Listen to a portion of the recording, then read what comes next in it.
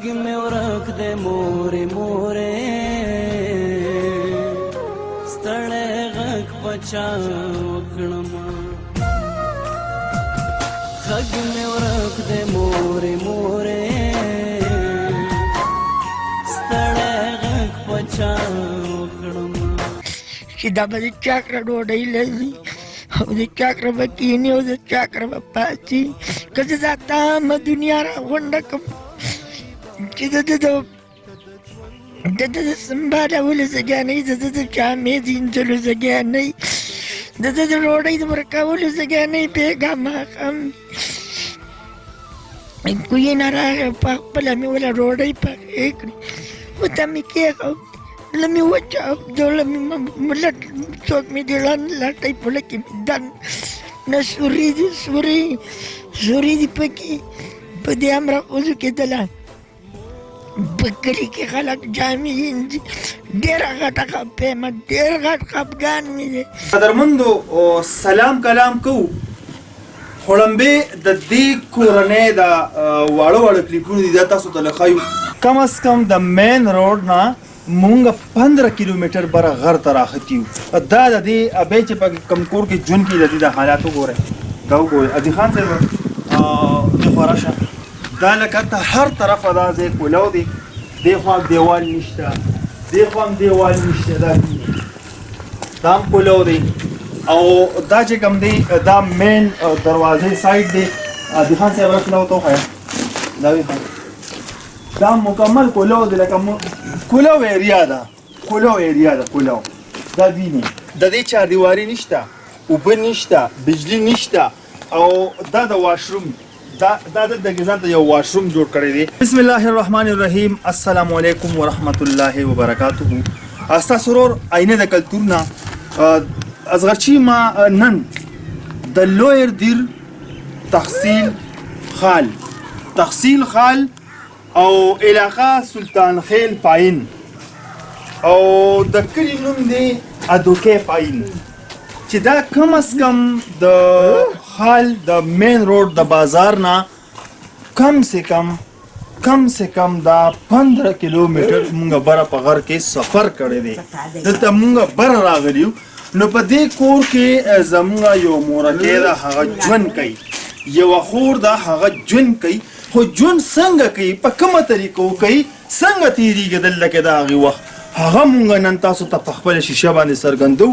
د چا په وینا چې راغلو لږ رور دی خوا راشه د دې رور په وینا باندې موږ دلته راغلي یو دا په خپله باندې د تیمرګرې د اوسېدونکي دی خو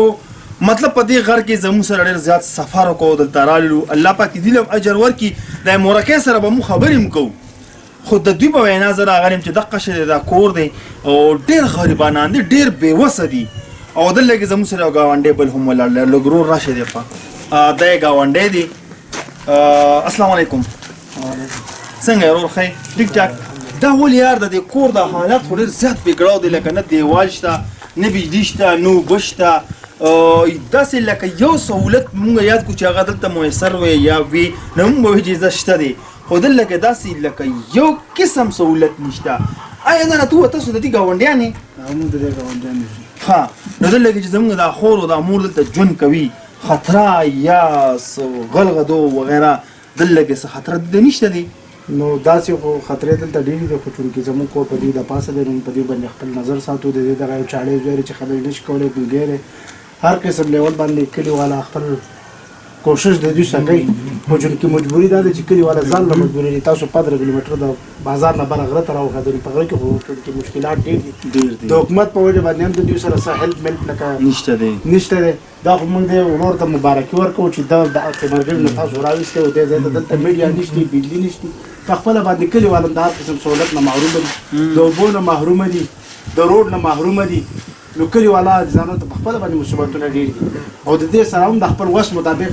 خدمت کوي خو د یو کور نه وي بل نه آبادېږي زمونږ هر ځای کې هم دقه یوه خبرې چې په یو کور بل کور نه ودانېږي زمونږ د راتګ چې کوم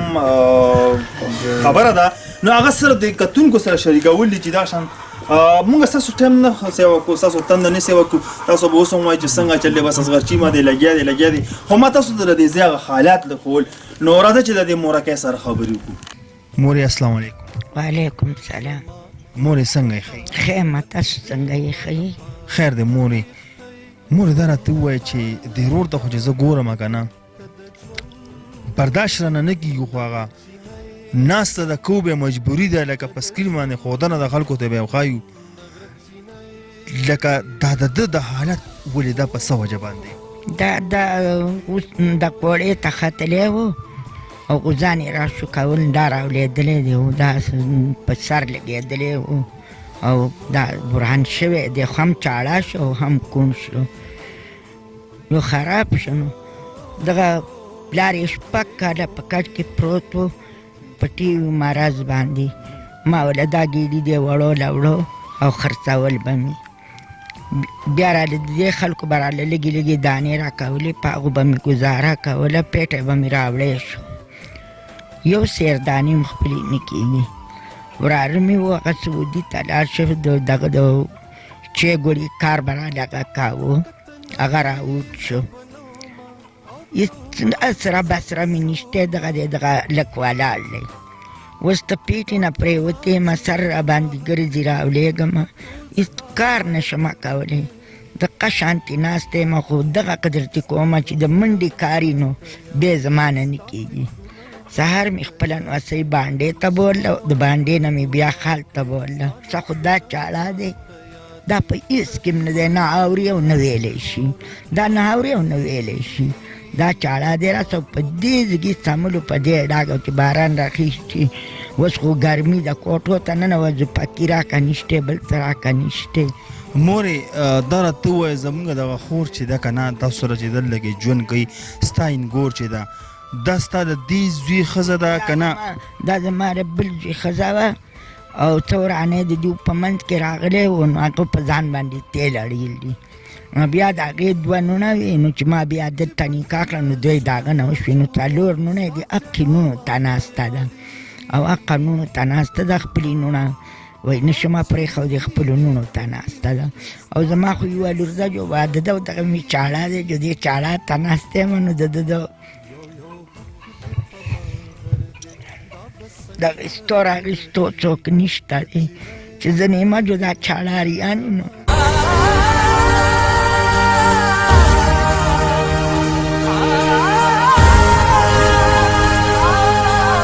چاړاریانې دی، چاړه ته ناسته یم وروره. نو بله چا سره مې نشته دی، نه مې نوسۍ شته، نه مې بل زوی شته، خدای مې دی او دا ګاونډیان ماونډیان او دا کلی مې دي، نور څوک نشته دی. خدای مې دی او دا ګاونډیان مې دي او دا کلی دی، نور څوک مې نشته. الله مې شته، په الله نارې وهم چې خدایه ټولو خلکو ته مې ویلي چې که زه نه ومه نو زما د دې زوی به پام کوئ، زما د زوی به کور ته بیایي، ډوډۍ به ورکوئ، چای به ورکوئ، جامه به ولکوئ، پیزار به ولکوئ، ډاکټر له 4-5 ځله په میاشت کې بیایم. زما کور پتا جنت دے ما د پاره فرښتې، زما کور پتا جنت دے ما د نشم ویلی څه چې څه دي هغه تاسو ته په خپله باندې په نظر باندې راځي. مور دا راته ووایه ډاکټر ته مې ویل چې زامن خو ډېر زیات خواږه که نه؟ هر چا چې راوسته او زه نه وم، نو زما زوی له به تاسو دعایانې ورکوئ دي خپلو خلکو. نوره خو خوشحاله یم که مړه شم، دا واړه ماړه دی کور ته بي، خو د شپې او د ورځې زګیا بیا ورک شي. غږ مې ورک دی مورې مورې، ستړی غږ په چا وکړمه، غږ مې ورک دی مورې مورې، ستړی غږ په چا وکړمه. چې دا به د چا کره ډوډۍ لځي او د چا کره به کښېني او د چا کره به پاڅي، که زه دا تمامه دنیا را غونډه کړم چې د ده د سنبالولو ځګیا نه وي، د ده د جامې د وینځلو ځګیا نه وي، د ده د ډوډۍ د ورکولو ځګیا نه وي، بېګا ماښام کوی نه راغی، په خپله مې وله ډوډۍ پخې کړې، ورته مې کېښود زړه مې وچاو زړه مې څوک مې د لټۍ په خوله کې مې دن نه سوري دي سوري دي پکې په دې امره وضو کېدله په کلي کې خلک جامې وینځي ډېره غټه خفه یم ډېر غټ خفګان مې دی په زړه کې مې خفګان دی ګوره مورې دا راته ووایه خدای مکه ته واپس شولې خدای مکه مرګ حق دی نو ولې د ده کور ودانې به د ده خیال نه ساتي ساتي خیال یې چېرته ساتي زړه مې وچاوده دا مې دی زه د ډوډۍ د پخولې یم زه د اور د ورستې کولې یم زه نن تلمه مال زه په کال کې چاته یم چې مال هم تنور والی هم راله چوله والی او مال هر څه راوالی چې زما دا زوی پې په خپله ځان له شی پخوي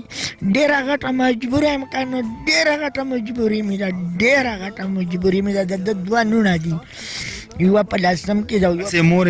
هسې مورې موږ ته مور وایي که نه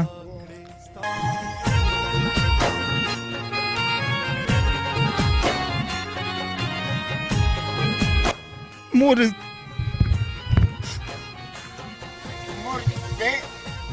مور مجبور آیلی خدای چاله نه ورکوي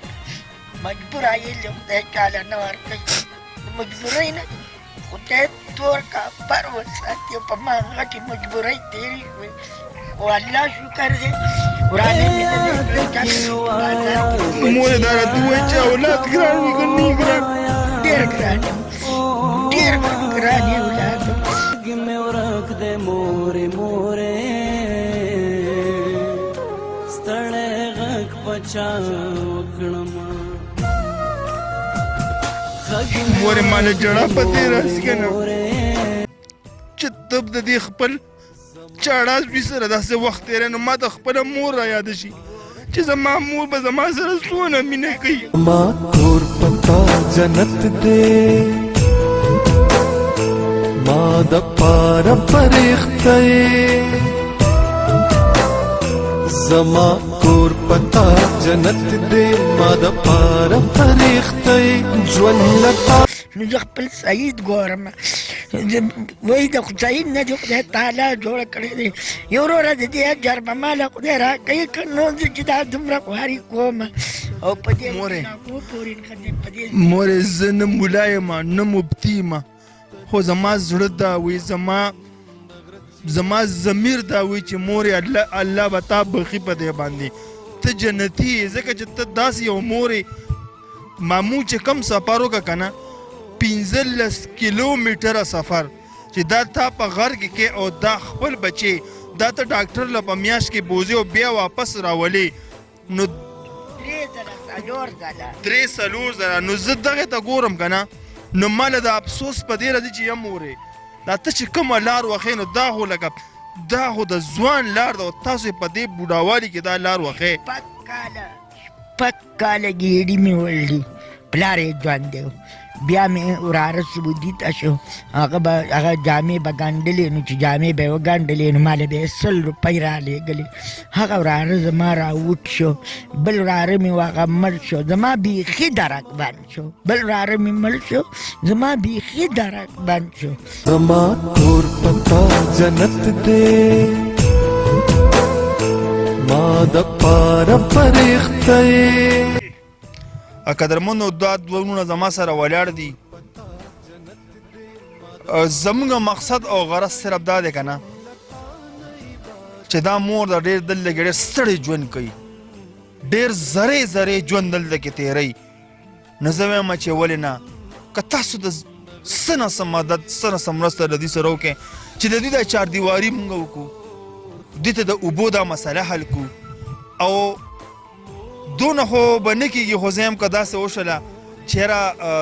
که دلته کېدي چې دوی دپاره په تیمرګره کې یو کور واغستی شي هلته یې ورله آباد کړو او چې دا د خپل بچي سره الله کې خپل ژوند کې یو وړه کمره وي یو وړوکې غولي وي داسې تقریبا چې 2-3 مرلې کور وي او دوی به کې خپل ژوند کوي نو زه یم که دا تاسو وکړ نو ډېر زیات پخوي که دا درنه نه کېږي نو د دې مور دې فریاد ته وګورئ د دې مور د دې جړا ته وګورئ زه تاسو ته منت او زاري کوم چې د دې مور سره څه نه څه مرسته وکړئ زما سره دا رور په څنګ کې ولاړ دی دی به تاسو ته خپل نمبر په خپله باندې وي تاسو چې څونه ډونیشن رالیږئ دته رالیږئ دی به بیا ما انفارم کي مونږ به راځو هغه به مونږ دوباره تاسو ته په سکرین باندې شو کړو ورور تاسو دې د خپل نمبر په خپله ووایئ 0301 51 54 987 دا د نمبر دی تاسو چې څوک هم رابطه کوئ د ده سره کانټیکټ کوئ شئ باقاعده انشاءالله دا د دې ځای اوسېدونکي خلک دي او موږ خو ډېر لرې خلک یو نو چې کله دې ته تاسو ډونیشن نه ولګئ نو هغه به موږ تاسو ته دوباره په دغه باندې شو کړو سکرین باندې ستاسو ورور ستاسو همدرد آینه د کلتور نه د کیمرامین ادي خان ادا سره ستاسو نه اجازت غواړم خاط او آباد اوسئ د الله په امان